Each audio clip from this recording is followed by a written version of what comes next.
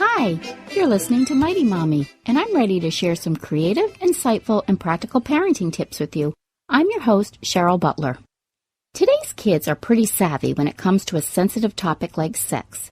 In fact, according to a pediatrics journal study recently cited by Time magazine, 40% of adolescents surveyed had sex before talking to their parents about birth control or sexually transmitted diseases. Then, of course, there are our younger kids. We're talking ages 5 to 8, who want to know where babies come from before they've even lost all their baby teeth. I remember vividly when my mother sat me down with my sister at ages 10 and 11 and discussed everything from ovaries and sperm to cramps and menstruation, complete with a detailed picture book. We looked at one another and just wanted to crawl under the bed and die.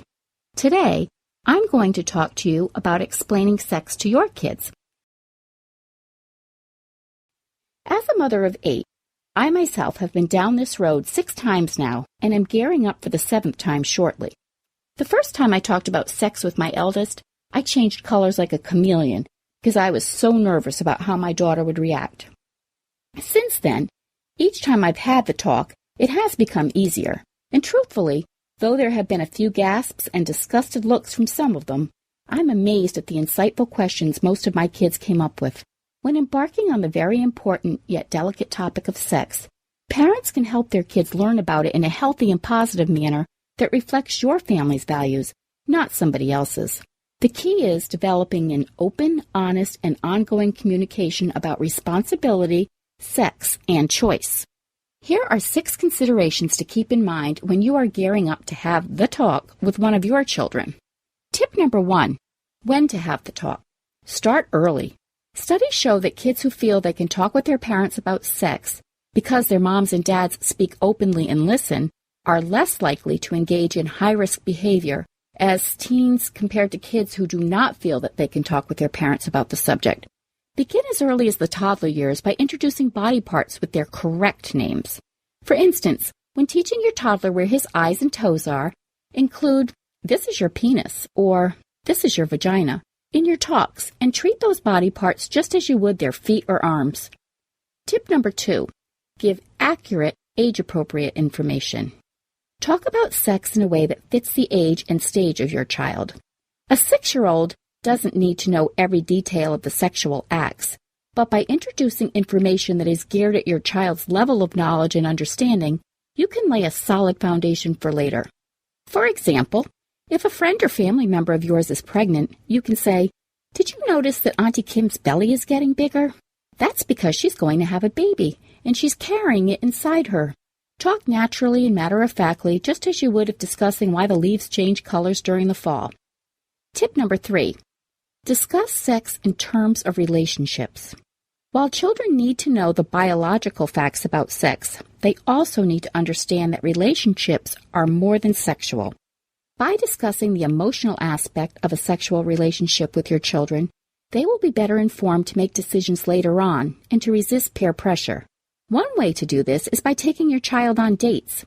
Many television shows and movies allude to the fact that 2 people who first get together automatically end up in bed. In real life, couples take time to get to know each other.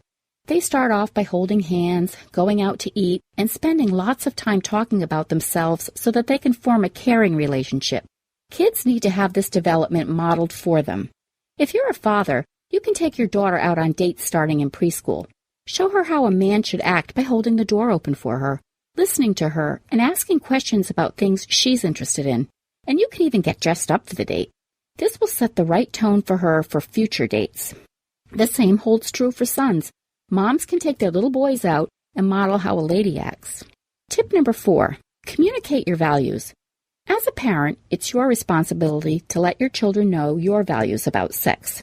Although they may not adopt these values as they mature, at least they'll be aware of them as they struggle to figure out how they feel and want to behave.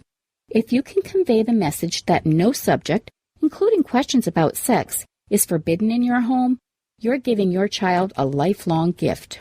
Tip number 5, ask your child questions. Let's say your child comes to you with the classic, "Where do babies come from?" question. Here's how I like to handle it. Step number 1, validate the question. Tell your child, "That is a great question. How come you're asking today?" This reassures your child that she's not weird or strange for asking, and it gives you a chance to find out what prompted the question. Step number 2, dig a little deeper. Ask, "What do you think the answer is?" This is a chance to get inside your child's head a bit and see how much she already knows. Step number 3, give a simple, honest answer. Your answer can and should be in keeping with your values. For example, it's fine to talk about pregnancy as something that happens within a marriage if that's your belief, but you will need to be ready for follow-up questions if your child has been exposed to another reality, whether on TV or in real life.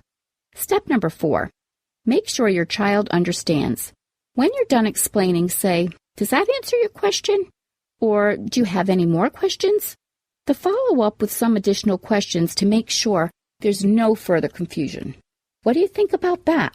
What do you think that means? And how did that make you feel? Those are all good questions to ask for follow-ups.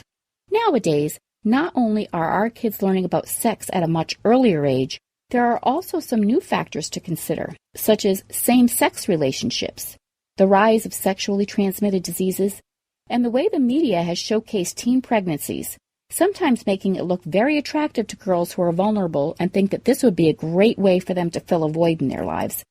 Depending on your family situation, these are considerations for discussion as well. And number 6, books to share with your child.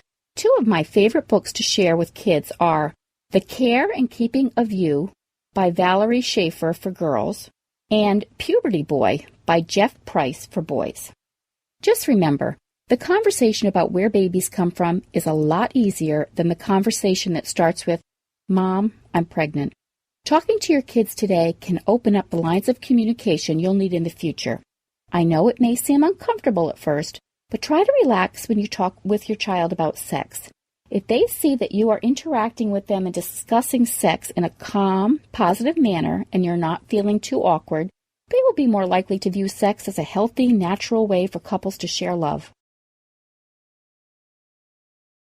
Please check back next week for more Mighty Mommy tips. If you have a question or a suggestion for a future Mighty Mommy episode, please email me at mommy@quickanddirtytips.com. And you can check out the Mighty Mommy Facebook page where I share lots of quick parenting tips all week long. You can also follow me on Twitter at Mighty Mommy, or join me on Pinterest.com where you can visit all of my family-friendly boards. Have a great week, and until next time, happy parenting.